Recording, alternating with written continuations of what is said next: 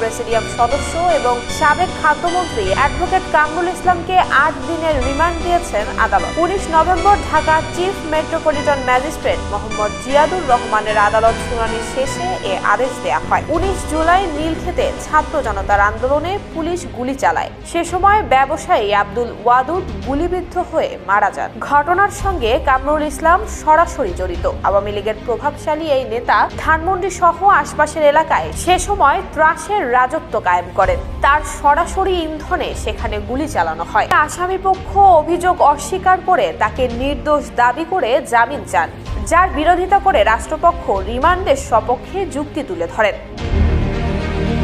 উভয় পক্ষের শুনানি শেষে আদালত কামরুল ইসলামের কাছে জানতে চান কিছু বলবে কিনা। এমন সময় কামরুল ইসলাম জানান, যে এলাকার ঘটনা তিনি সেখানকার এমপিও না, শুধু হয়রানির উদ্দেশ্যে তাকে এই মামলায় জড়ানো হয়েছে। বিচারকের সামনে